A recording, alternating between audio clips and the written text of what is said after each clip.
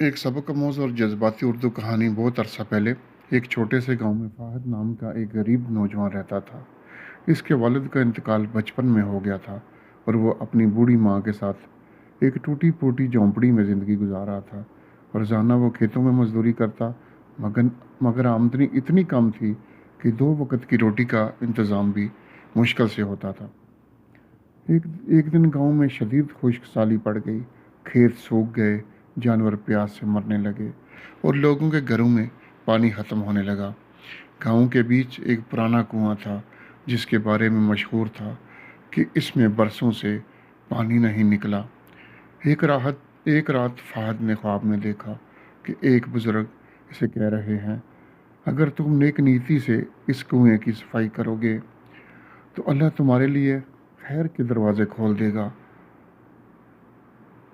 صبح ہوتے ہی فہد نے بغیر کسی لالچ کے کنواں صاف کرنا شروع کر دیا۔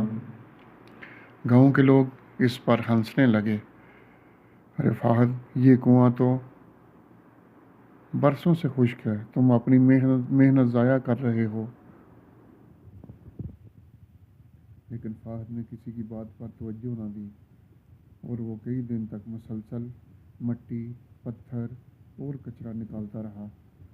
7ویں دن اچانک زمین سے ٹھنڈا اور صاف پانی پھوٹ نکلا۔ پورا گاؤں خوشی سے جھوم اٹھا، لوگ پانی بھرنے آنے لگے اور سب نے فہد کی محنت کی تعریف کی۔ کنویں کی صفائی کے دوران فہد کو ایک پرانا مٹی کا برتن بھی ملا۔ اس میں کچھ قدیم سکے اور ایک خط رکھا تھا۔ خط میں کچھ اس طرح سے لکھا ہوا تھا، یہ دولت اس شخص کے لیے ہے جو لالچ کے بغیر لوگوں کی خدمت کرے۔ گاؤں کے بزرگوں نے فیصلہ کیا کہ یہ خزانہ فہد کا ہی حق ہے، کیونکہ اسی نے سب کے لیے یہ نعمت واپس لائی تھی۔ فہد نے خزانے کا بڑا حصہ اپنے لیے رکھنے کی بجائے گاؤں میں ایک اسکول، ایک چھوٹا سا علاج مرکز اور ایک غریب خاندانوں کے لیے راشن کا انتظام کر دیا۔ چند سال بعد وہ پورے علاقے میں عزت دار انسان کے طور پر پہچانا جانے لگا۔ لوگ اس کی دولت سے زیادہ اس کے کردار کی تعریف کرتے تھے۔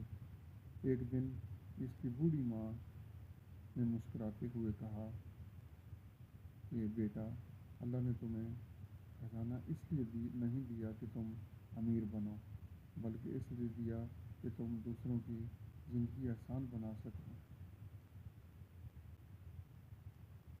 فہد نے آسمان کی طرف دیکھا، اللہ کا شکر ادا کیا اور دل ہی دل میں عہد کیا کہ وہ ہمیشہ نیکی، محنت اور خدمت کے راستے پر چلے گا۔ اس کہانی سے ہمیں یہ سبق حاصل ہوتا ہے کہ نیک نیت سے کی گئی محنت کبھی ضائع نہیں جاتی۔ اللہ تعالیٰ اپنے بندوں کو اپنے ایسے طریقوں سے نوازتا ہے